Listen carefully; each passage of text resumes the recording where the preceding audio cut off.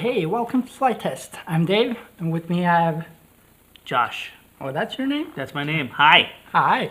We're doing a new format today, aren't we? Yes, we're trying something new. This is a build video of a Super Cub LP that I'm putting brushless, a brushless motor on, and also split flaps. What about ailerons? Ailerons as well, yeah, that's true. Excellent. Yeah, and the Cub LP has been around forever. Matter of fact, that was the original planes we were teaching kids how to fly on. Just awesome plane. Still comes with a brushed motor. I know. Though. It's crazy. It's crazy, yeah. And it's loud, it's geared, it's really is obnoxious, yeah. But usually it works. Yeah, and the nice thing is after people would learn off of those, the plane was so bashed up, we'd oftentimes tell them, go out, put a brushless motor on, now you can re-experience the whole plane all over again. Yeah. But you're taking it a step farther here. Yeah, I'm actually modifying from the start and getting efficient setup on it with a brushless motor from the get-go. Now, I don't know if you know this or not, but you can actually buy every one of those pieces individually. For my son's Christmas present one year, he was well beyond the needed for the brushed. Yeah. I went ahead and bought him all the individual pieces, and we just put a Park 400 on the front of it. Oh, really? And to this day, we still fly it, and oh, it's so perfect. Nice. But getting the motor lined up was a real bear. Yeah, that's why I'm now cutting the original motor mount. I'm cutting off there's a plastic piece that protrudes that holds the gear for the gearbox. Yeah. I just cut that off, cut it flush, and I'm gonna mount the motor straight to that using some pieces I found around the shop. Oh, okay.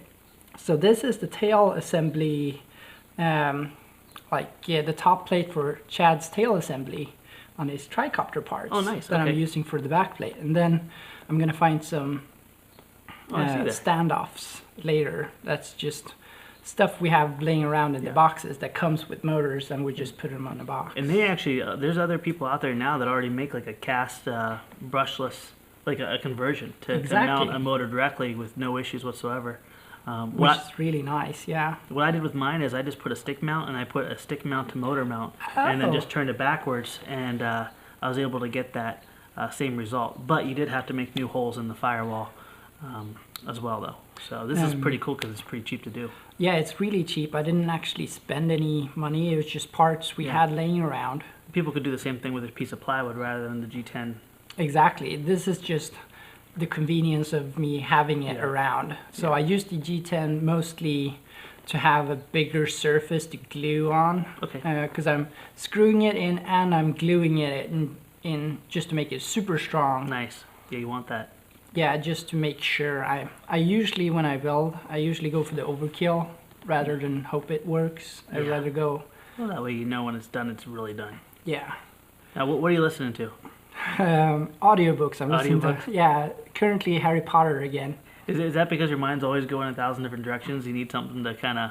Yeah, it's just nice. I can't really build without listening to anything. Gotcha. And actually, I've turned off the audiobook and I'm listening to music now because people came down and talked to me while I was building.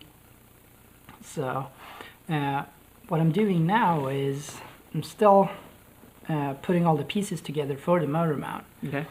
And if you see that motor mount, it has a crazy amount of thrust angle to the left and down. Yes. If I remember correctly. Very important. Yeah, it has a ton of it. So I'm just trying to see if it's the correct distance from the cowling. Okay. So it doesn't hit. It spins nice. Yeah, so it spins nice and it looks good. Now, what motor are you using? I'm using the Park 450 1020 kV. Oh, that's nice. It's a Hobby King motor. Really efficient setup. Yeah, quiet too, right? Super quiet. Yeah, that's nice. It doesn't make any noise at all compared to the other one. And I'm using a wood 9/6 prop. Oh, okay. And it works really well. It's not super. It's still overpowered, but not crazy overpowered. Were you going for aesthetics with the wood? The what? Were you going for just the looks for the wood, or is it just what you had laying around? We had that laying around, and yes, I love the look of a wood prop on this kind of an airplane. Yeah, it really kind of belongs there. Yeah. It is ironic because they call this a Super Cub, but they don't include flaps or ailerons. And if it was a normal Cub, it wouldn't be so bad. But yeah, it would have been nice if they put the flaps and ailerons on. Yeah. So now I'm soldering on a motor, speed controller straight to the motor, and I checked the rotation there real quick. And the reason I'm soldering straight to the motor is I want the speed controller all the way up front so I get the same amount of weight as the old motor. Good point. Because you can't really shift that battery a lot. No, the battery's pretty locked in. Yeah, so I was trying to keep the CG at the same point without adding any other weight. So just by moving around components, I managed to get it spot on. Very cool. So I'm just soldering the connections. The motor leads, or the power leads, and the signal wire I shoved through the foam there, just to connect it on the other side. But to be able to use a smaller hole, I decided to solder afterwards instead of soldering that big power connector beforehand. Yeah, I had to chew out a big area when I did my son's. That's very nice. Yeah, it's working pretty well. So now, what are you gonna fly this with? 3-cell 1300. 3-cell 1300. Okay. Yeah. So just as the stock, but since we have so many of those batteries laying around, and I wanted it to be light. Very cool. You can actually go smaller or bigger because the battery is spot on the CG. Yes. Yeah. We used to chew out you know how they have the little cage for the battery, and we'd put a 2200 vertical. Oh, right through there, and it was spot on the CG, like you said, so it had no effect adversely. You just ended up flying for about 40 minutes. Wow. That's awesome. That's crazy. So now I put on the landing gear and put on the tail and everything, hooking up the receiver and making sure everything works, setting up the throws and everything. So obviously you took out the original receiver. I did. It's built into that thing. Yeah. And I wanted to use my Aurora for the programming. Cool. So much nicer. So now I'm going to start on the ailerons. And I looked on some pictures of a real Cub to see how wide the ailerons are. So you're trying to keep a scale too? Yeah, a little bit at least. So I roughly know how big I'm going to make those, and then the split flaps. Okay. So I ended up, I think it's 12 inches, something like that. Is that? I can't remember. It was a length. Okay. And what I did, just cut it straight off, put it on the table, did a 45-degree bevel. Okay. And this wing has such a thick cord. You have to cut a lot of material. You didn't do a double bevel, you just did a bevel going to the top surface? I did. Nice, that's smart. Because I didn't really see a benefit in having a double bevel on it. No. It would have made things awkward looking on the top too, because like you said, so thick it would have been like a big cavern down in there. Yeah. Who's that? Oh, that's Chad. Yeah, Chad is. You're chatting a bit. Making sure you're not getting too much done. Yeah. So he's just, we're chatting. So this is blender, the tape. This is just to keep it in place. Okay. Because I'm gonna do a hot glue hinge, which is super strong. Oh yeah, lasts forever too. It does. So that's to line it up. So now I'm squeegeeing it out and just putting it straight on the hole. On the inside of it. That's a nice technique. It works so well if you smear it out really, really thin. It's super strong and binds so well to the foam. Cool. So now I speeded up the footage a bit more here because I'm doing the other side, so it's just the same thing. See it. Yeah, I can see how free hinges is flopping around, no problem at all. Yeah, it's really good. It's working really well. I was really happy with how that turned out. So it looks kind of weird. You need a lot of throws on those ailerons to get out. I've had a couple buddies put ailerons on theirs, and you still have to use rudder. You know. Yeah, the rudder is really powerful on this thing. Doesn't turn the ailerons don't turn into a bank and yank, but you can do some pretty cool things. Yeah. With the ailerons. Now I'm planning for the split flaps. Okay. And what I'm gonna do here, I'm measuring. And marking and cutting halfway through the wing. Okay. Being very careful to just cut half through. Oh, nice. And then I'm using a long knife and then cutting straight down. I'm taking my time here and just cutting as straight as I can. So I'm splitting the wing in half at the back there. Beautiful. So that's it. So I got it off. And I'm going to use a special kind of hinge, Okay. which is made for flaps. It has a little bend to it, so it's not a straight hinge. It has like a L shape Really? to it, or what do you call Where that? did you get that at? We had it in a drawer. I asked Chad, and he was like, surprising. "Oh, you have hinges for split flaps?" He's like, "Oh, that's what it's for." He just bought it because it looked cool. Oh, you're talking about the ones that it's like a straight thing and it goes up like a knuckle. Yeah, like Okay. a knuckle. That's a good. Yeah, okay. Yeah. I So remember you have, those. the reason why I'm using those is because I want a distance between the wing and the flap, Okay. so it doesn't affect the airfoil. Okay. So it's just acting as an airfoil, but the air can still pass underneath. Okay. Which gives it more of a braking action, right? Exactly, it's braking instead of affecting The lift. the aerodynamic properties of the wing, which Okay. means it does not stall the inner portion of the wing quicker. Nice. Hence the Fowler flap. Foul of that? Fowler flap? I I believe never that's what they heard call it. Okay, cool. Yeah, the original one does not have it like that. They actually do have two-stage, what's Mm-hmm. that called? It's like, it's really nice. It rolls down Okay, yeah. and it affects Kind the of airflow. cantilevers. Exactly, yeah. That's the name. So I'm using CA. Okay. And if you're using CA on this kind of foam, you have to cut off or sand the surface. The scum area. There's some kind of coating on it Mm-hmm. that makes it impervious to the glue. It just pops off again. Okay. But it sticks really well if you cut off a tiny little bit there. So take off the top, the glossy part. Exactly. Okay. You can also use acetone and wipe it beforehand, but I choose to just cut off. Don't they oftentimes wipe these down with acetone before they paint them? Yes, Okay. that's why, because it doesn't stick to that Teflon.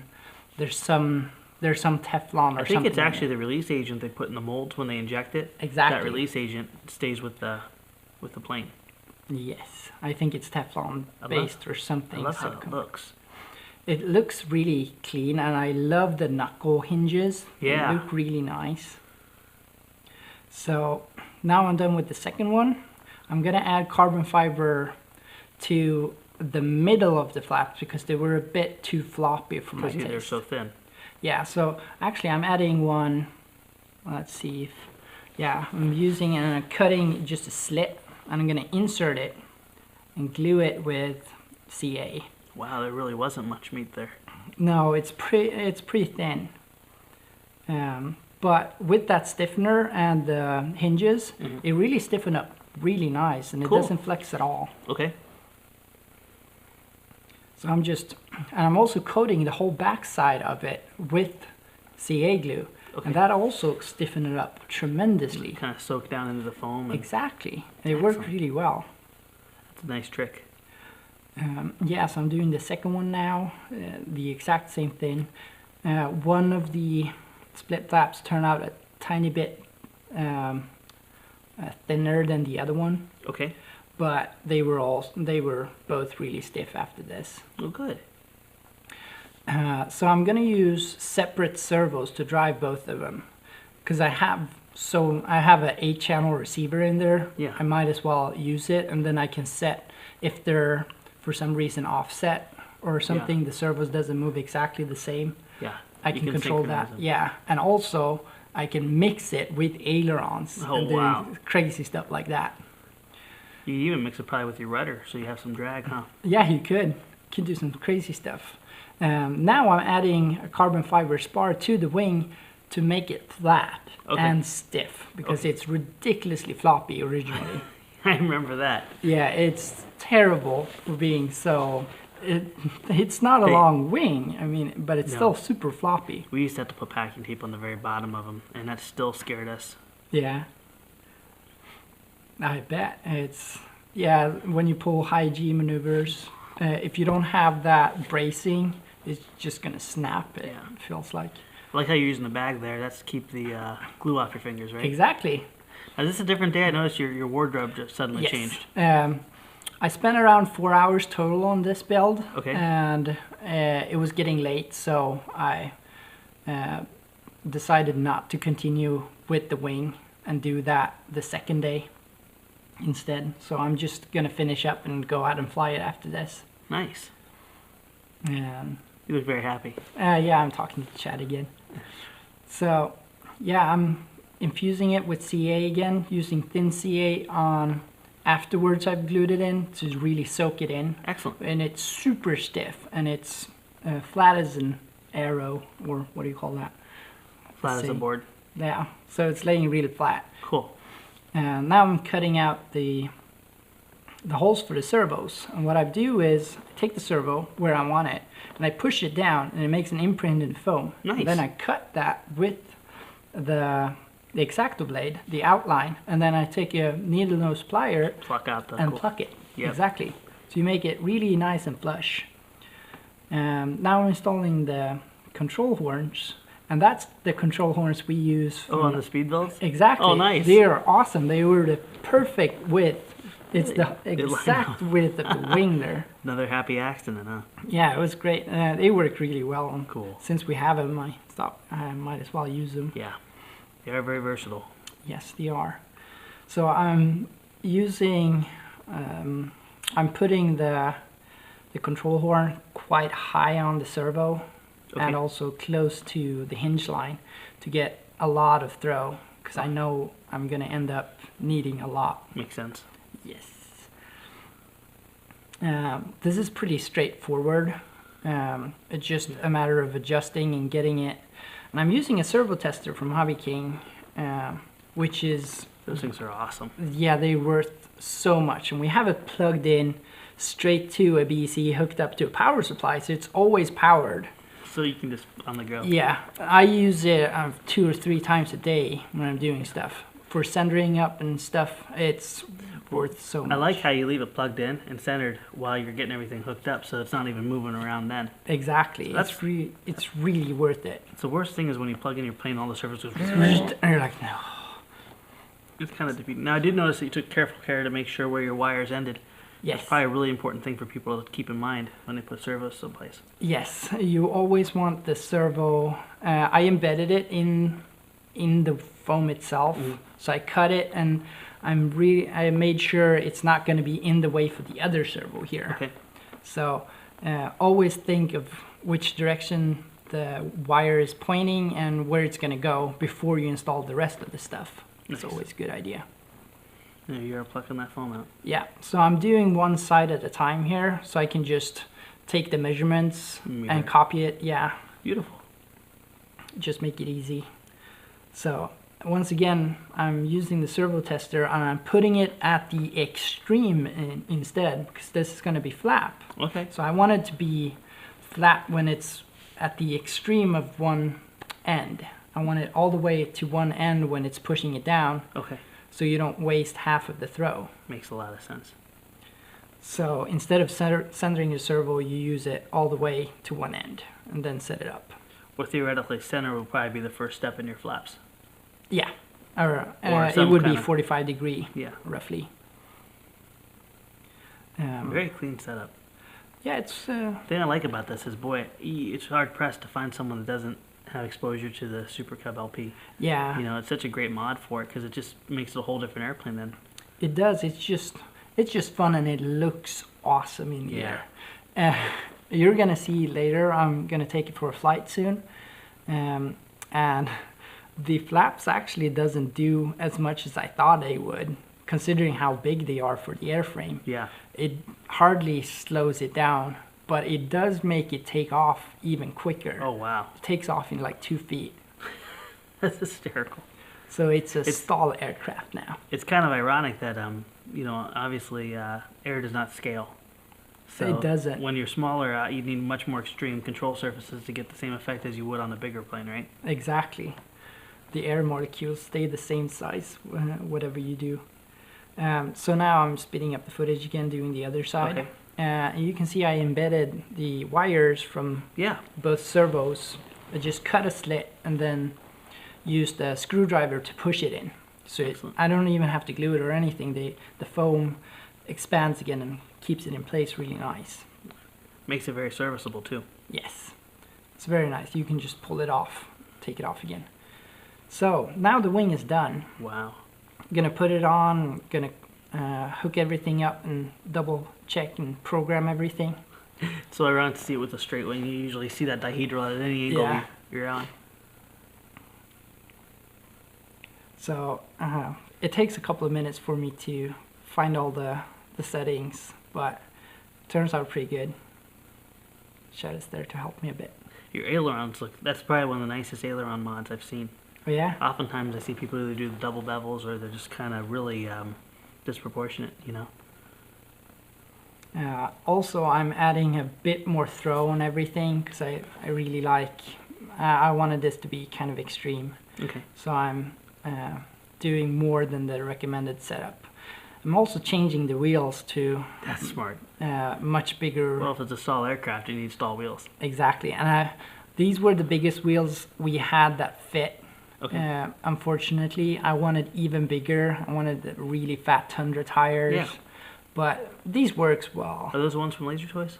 I believe so, yeah. Yeah. That's a good price on those too. Yeah, it's crazy. They're really, really lightweight as well. Good quality. It looks nice. It looks like it should be that way. So now it's time to go for the first flight. So it's sunset, really nice, testing the flaps. Windy? Super calm. Nice. So just, plugged in the battery. 9.6 wood prop. Look at that. It looks awesome. Look at those flaps dropping with the there. flaps. I like split flaps so much better than... Oh, look at you going off of it. Trampoline, no problem. That was your Maiden? Yep. So, yeah. Yeah, I'd say it has a short takeoff. Yeah, it's pretty good. Wow. What was any weird tendencies you weren't counting on? I dialed in a down elevator when you use the flaps. Okay. So I did make a mix for it. I chanced it and it was pretty much spot on. It's just a matter of dialing in quite a lot of down elevator. Otherwise, it's going to balloon quite badly on you. Oh, I love the way it looks coming at you. And it's so maneuverable. It's so easy to control. I love how the flaps instantly take that energy away. It's like, and you stop, it just stops in midair. You know? It's funny, it does make it stall kind of differently. You can feel it kind of stall, but you still have when it drops, you still have a lot of control. And if you just speed up a tiny bit, you get it back. Huh. It's kind of... So it raises the stall speed a little bit, but then you can achieve it again? I don't think it actually raises it. I think it's about the same, but you try and push it harder because you have the flaps down. You want to fly as slow as possible. It is deceiving. Yeah, you're right. But it's super easy to recover. I didn't crash it, except I did do on another flight. I rolled it inverted. The ailerons are quite anemic. Yeah, they are. So I rolled it over, and I used the flaps while I was inverted, which was a really bad idea. Okay. Yeah, that would be. It drove you into the ground, or? Yeah, it just, I couldn't pull it out. I tried to roll it, and I wasn't quick enough, and there was no elevator. So, yeah, it didn't turn out good. But it's super easy to repair. The cowling just split, but you tape it back together, and it's fine. Nothing else happened. You can put these things through the ugliest crashes, and they go back together. Yeah. You know, and honestly, the more glue they have, the better sometimes they fly. Actually, yeah. It wants to be beaten up. It's awesome. It's a great airplane. I can recommend it to anyone who wants to try it. Yeah, yeah. And really, they when Horizon marketed this, it was teach yourself how to fly. Yeah. This is one of the few you can actually say, yeah, you can learn how to fly this. The tips they give in the book are very clear. Their setup manual's phenomenal. And I just wish they had brushless from the get-go. It really should come out with a brushless. I mean, you could fly this off of something the size of a Blue Wonder if you could get the balance right. You just need a bigger motor because you need to offset that can in the front. So it's an awesome plane. And you know, even when we were teaching kids and stuff, you could darn near fly like a 400 size, put a 2-cell in there, like a 2-cell 2200 or something. Yeah. And it still flies phenomenal. Really? Yeah. Wow. But it just cuts the power down and it feels like a brushed motor at that point. But that's awesome. The 3 cells, you must have had vertical with this, I'm sure. Yeah, I did. You can hover it. Yeah. You can hang it on the prop, but it doesn't have enough throws on the ailerons and the rudder to actually keep it. But if you just force it a bit. So. What would you do differently, like doing this project again? I don't think I would do anything that different. Maybe do the flaps a little bit bigger, and even the ailerons a bit bigger. Take the whole wing. Yeah. You could almost mix a little bit of rudder in with your ailerons too to get a little bit less adverse yaw too. Exactly. It's really cool when you do, the ailerons really help you when you want to do a flat turn. Yeah. So you can just, it looks really funny because it just stays level. Yeah. It's awesome. You and Chad are crazy about flat turns. I know that's the first thing you guys do almost on every airplane, flat turn. Yeah, I know it's a really bad tendency. Don't do that in a full scale ever, no. promise me that. Yeah, no, it's going to be disaster. Oh, very cool. So, okay, that's the episode. This is the new format. We want to hear you guys' thoughts on it. If you like it, let us know. Yeah. And, we're always trying new things with Flite Test, and we want to, there's different ways to communicate different projects, and the more different ways we have, the more projects we can do. Exactly. Yeah. And we want to thank you for sponsoring Flite Test. Yeah. When you go to the store, buy our stuff, you help us to eat. Exactly, and make cool projects that you can enjoy as well. Yes, and speaking of projects, keep them coming. We do listen to you guys. Whenever you guys do a request, we seriously take a look and see if we can accomplish it. And if there's enough people that say the same thing, we make it a priority. Exactly. So thank you, and we'll see you next time. See you next time.